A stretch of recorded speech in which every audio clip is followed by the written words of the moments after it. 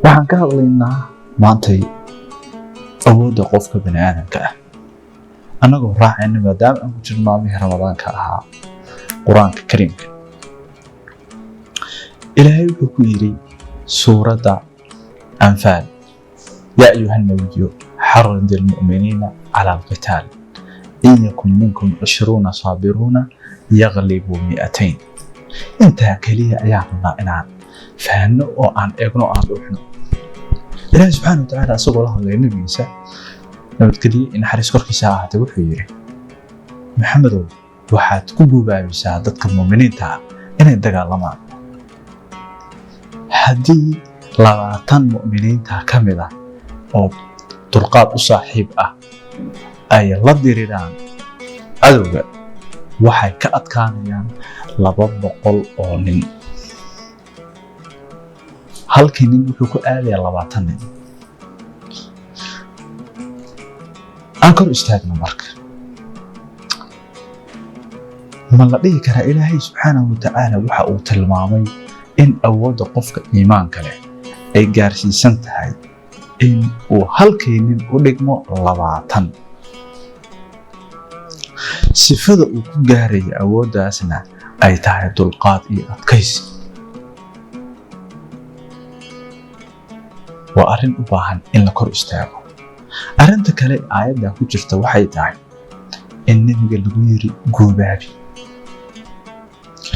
taasna waxa ay tilmaamaysaa in hogaamiyaha bulshada hogaaminaya kelimadiisa iyo guubaabadiisa uu awood u leeyahay in uu dadka awoodooda gaarsiiyo heer aanan la sawiran karin.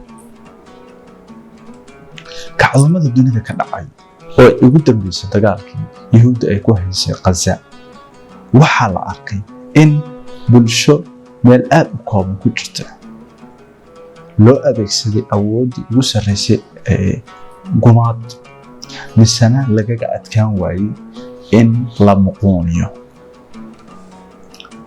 ragga leh Axmed Yaasiin oo ahaa aasaasii xarakada Xamaas iyo ragga ka dambeeyey oo shahiiday uu ka mid ahaa Sinwar waxay ahaayeen rag ku sifaysan hogaamin guubaaba leh.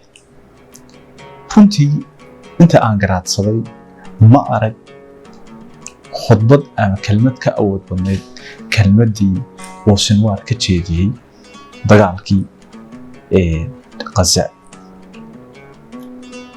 waxa uu ku hadlay kelimado xiniya taabasho ah oo aana ka maqal hogaamiye Carabeed iyo hogaamiye casriga nool.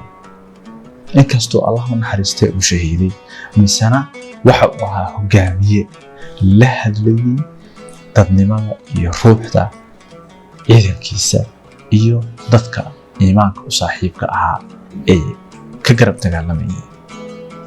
waana sababta iyo lacaamka adduunka uu Sinwar uu uga soo baxay in loo arko nin argagixiso ah uuna u muuqdo nin haliyey ah oo gobonimo u dirir ah.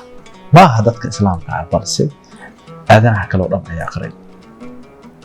marka waxaan isweydiinaynaa haddii aan soo noqonno oo aan u soo noqo waaqiceenna waxaan nahay bulsho afraad ahaan iyo shakhsiyaad ahaan bulsho aad u karti badan aad u wanaagsan. waxaa dhisataa wax abuurtaa adduunka meelaha intayna ka muuqato. ma la dhihi karaa maqnaanshaha hogaamiye ku sifaysan guubaabo iyo karti bulshada la hadasha damiirkooda oo si dhab ah u hogaamisa ayaynu la'nahay? waa su'aal u baahan in aan uga fikirno si ka duwan sidii aan awal wax u sheegi jirnay. mar walba oo aayaddaas aa akhrinaysid dul istaag qodobada 1 guubaabo, qodobka 2 dulqaad. hogaamiye guubaabin leh iyo garabkiisa oo dulqaad u saaxiib ah waxay awood u leeyihiin in ay mucjiso ka dhaliyaan dunida. intaas ayay ku koobantaa kelmadeedii koobneed. waxaan rajaynayaa in aad wax un kala dhex baxdo. berri haddii ilaah yidhaahdo aayad kale ayaynu kor istaagaynaa waxaan rabnaa inaan fahamno dhuuxa iyo nuxurka Ilaahay subxaanahu wa tacaala u dhex dhigay. Wassalaamu calaykum waraxmatullaahi wabarakaatuh.